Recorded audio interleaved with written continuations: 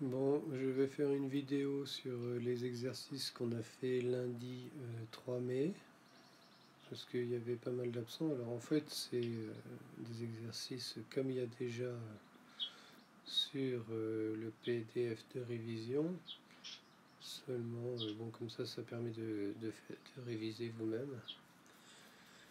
Alors, donc le 30. Il s'agit donc de justifier que la fonction est dérivable. Pourquoi elle est dérivable? Parce que c'est une fonction polynôme, que les fonctions polynômes sont dérivables sur R. Après, je fais la dérivée. Alors, la dérivée, alors, x2, vous savez, le 2 qui est là, il descend devant, et ça fait x, non pas 2, mais 1 degré en dessous, 1, plus 2, le coefficient, je le laisse devant, et je dérive celui-là, x, il donne 1, et le moins 4, il donne 0, donc moins 0. Après, je simplifie, ça fait 2x plus 2. Bon, quand j'ai l'habitude, je peux le faire directement de tête. X au carré, ça fait 2x, plus 2x, ça donne 2, moins 4, ça écrit rien, donc j'écris comme ça direct. Après, une fois qu'on a calculé la dérivée, il faut faire le signe de la dérivée. Est-ce qu'elle va être positive ou est-ce qu'elle va être négative? Donc je vais chercher quand est-ce que ça fait 0. Alors quand est-ce que ça fait 0? Parce que c'est là où ça change de signe. Donc je résous cette équation. 2x plus 2 égale 0. Ça fait 2x. Alors soit je passe le 2 de l'autre côté, ça fait 2x égale moins 2. X égale moins 2. Il était multiplié, devient divisé. Moins 1. Soit je vois qu'il faut mettre moins 1 ici, et ça va faire 0. Donc je l'ai. Et puis une fois que j'ai ça, je peux commencer à faire mon tableau. Alors mon tableau, vous voyez, il y a une ligne il y a 3 lignes. Une ligne pour les x, une ligne pour le signe de la dérivée, et une ligne pour les variations de f, flèche de f. Donc je commence. Je vais le refaire à côté pour voir comment il se construit. Alors je fais comme ça. C'est toujours le même tableau. Il y a une ligne pour les x, une ligne pour les f' et une ligne pour les f. J'ai compris qu'en moins 1, il y aurait un 0. Après, alors là j'ai plusieurs techniques pour savoir s'il va falloir faire moins plus ou plus moins. J'imagine un très grand nombre ici, à la place de x. Vous voyez, si je mets 10 000, ce terme-là va être négligeable. Et c'est ce terme-là qui va donc, ce terme qu'on appelle le terme dominant, qui va imposer son signe. Donc si je mets 2 fois 10 000, ça va être positif. Ça signifie que pour les grands nombres, ils sont situés de ce côté-là, c'est-à-dire à droite. Ça va être plus. Parce que là, on a plus l'infini. Ça va être plus. Après, on va passer le 0. Ça va faire moins. Cette fonction, qui est notre fonction dérivée, elle fait oups, elle est croissante comme ça. Mais ça, c'est notre fonction dérivée. Par contre, notre fonction f elle-même, il ne faut pas les mélanger. Alors f, pour voir les flèches, ça va être la logique que si la dérivée est négative, la flèche, elle va vers le bas. Si la dérivée est positive, la flèche, elle va vers le haut. Voilà. Et puis après, je veux savoir jusqu'à quelle valeur elle va descendre. Bon, je vais faire f de moins 1. F de moins 1 ici. Alors, je remplace le moins 1, attention, dans la fonction de départ ici, c'est-à-dire tous les x, je mets moins 1 à la place, je calcule, c'est un peu long, et je trouve la valeur moins 5 que j'indique dans mon tableau. Alors, il demandait qu'est-ce qu'on peut déduire des résultats qu'on avait fait sur le chapitre des polynômes, c'est-à-dire des fonctions du second degré au début de l'année. On savait que c'est donc ici, c'est clairement une fonction du second degré. Et donc c'est une parabole, elle est orientée comme ça car le coefficient dominant est positif et ça correspond bien à notre tableau de variation. Bon, celui-là, c'est de l'entraînement, donc c'est pareil, j'ai fait la correction ici.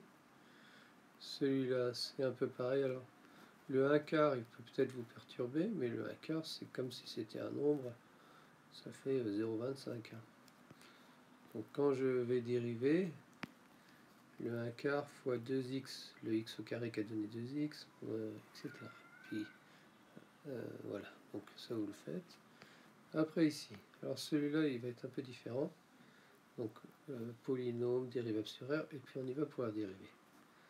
Alors f' de x, donc le 2 il reste devant, le x3, le 3 là, il va descendre, et ça va plus être x3, ça va être x 1 degré plus petit, ça va être donc x2, moins 5 fois 2x,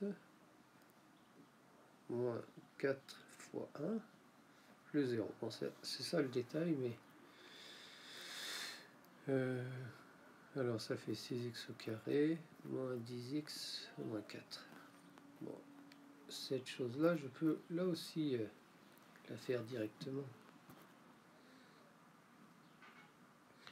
Parce que 2, je sais que le 2 reste devant, donc je mets 2 dans ma tête, 2, et puis le 3 qui est là, il va venir se multiplier avec le 2, ça va faire 6, et ça va pas être x2, mais x3, plus x3, x2, moins 5 fois le 2 qui va venir là, 10, ça va plus être x2, mais x1, moins 4. Et donc je peux l'avoir directement. Je fais un 4 plus de tête. Alors après, il faut étudier le signe de la dérivée, le signe de ça. Pour ça, c'est la même chose que tout à l'heure, il faut savoir quand est-ce que ça fait 0. Et là, c'est une équation de second degré. Donc on ne peut plus utiliser la technique, je passe les x d'un côté, les nombres de l'autre, ça ne marche pas. Je vais essayer. Et il faut donc utiliser la formule du delta, b carré moins 4ac. Alors b c'est quoi? B c'est celui-là. Ici j'ai a. C'est les nombres, c'est sans les x. Le b, donc c'est le nombre moins 10. Et le c, c'est le nombre moins 4. Et dans mon delta, il n'y a plus de x, c'est des nombres. Donc je remplace, donc b carré moins 4ac, moins 10 au carré, moins 4 fois 6 fois moins 4, je calcule et je trouve 196. Quand il est supérieur à 0, ça veut dire que j'ai deux racines, moins b moins racine de delta sur 2a, et là aussi je remplace. Alors, moins 10 c'était b, donc moins b ça fait le contraire de moins 10, ça fait 10, moins racine de 196, alors racine de 196 ça tombe juste, ça fait 14, et sur 2a, et puis je calcule, et je trouve mes deux racines. Alors mon tableau, donc il va être comme tout à l'heure, il va comporter trois lignes. Première ligne pour les x, une deuxième pour la dérivée, et une troisième pour... Je sais que donc il y a deux racines, une en 1/3 et une en 2. Et après, comment je peux faire? Comme tout à l'heure, c'est-à-dire que je vais imaginer, elle est où ma dérivée? La dérivée elle est là.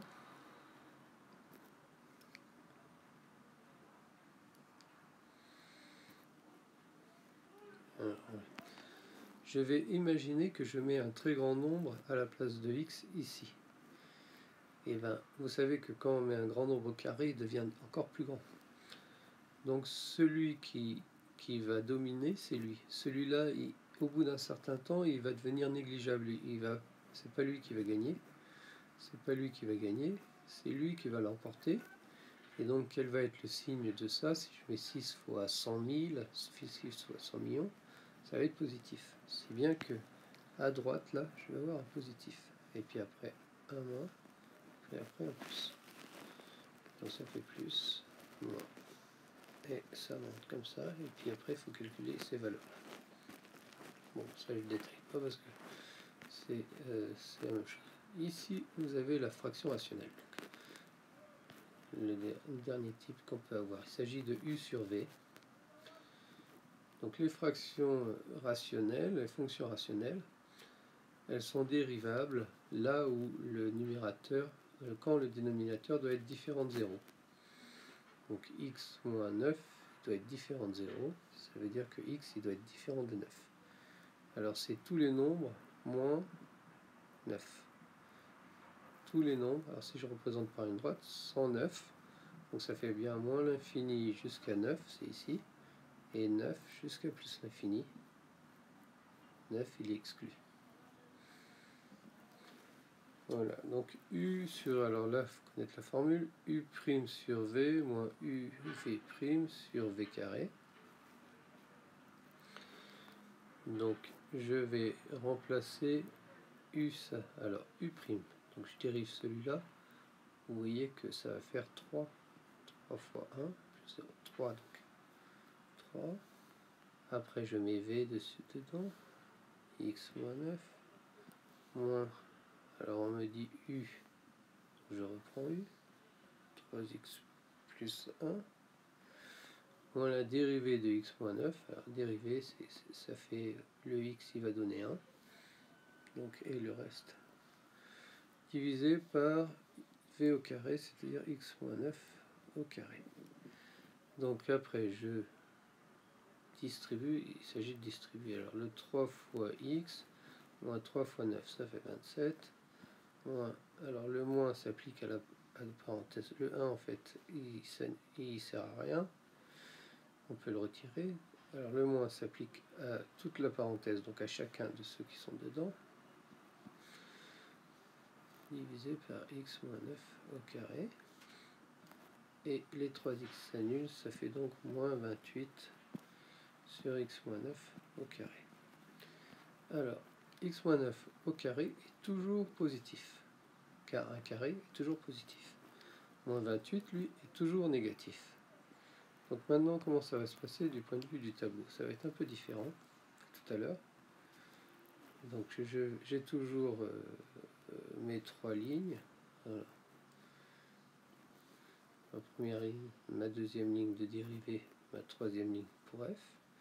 Et là, j'ai quelque chose de particulier, c'est que j'ai un 0 au dénominateur, c'est-à-dire j'ai un 9 ici, qui est interdit, donc je vais faire une double barre. Mais en dehors de cette double barre, ma fonction est toujours, ma dérivée est toujours négative, toujours négative. Et donc ça va faire je descends et je descends. Alors ça signifie quoi cette cassure au milieu? Ça veut dire qu'en fait ma courbe elle est divisée en deux morceaux. Ici vous avez en fait le point 9 et ça coupe la courbe en deux, un côté ici et un deuxième côté ici. Si bien que quand je la fais descendre ici, c'est comme si j'avais une courbe à part entière, vous voyez cette partie là, et puis une deuxième comme ça. C'est ça que j'ai fait ici. Bon, celui-là c'est un peu la même chose. Après ça, alors ça c'est quand j'ai fait mon tableau de variation comme les autres exercices, exactement pareil. On me demande de démontrer quel est l'extrémum local. Alors l'extrémum ça veut dire soit un minimum soit un maximum. Et bien c'est assez logique de penser que 25, vu la situation, c'est un minimum. Alors comment on va rédiger ça? On va rédiger d'après le tableau de variation, f admet un minimum local en x égale 10. C'est 25 son minimum. Des fois, enfin, il peut arriver que ce ne soit pas sur tout R, mais sur seulement une partie. Alors là, il va y avoir un piège. C'est-à-dire, si je fais sur tout R, je vais avoir, par exemple, un tableau comme ça. Ça sera ici, ça remonte.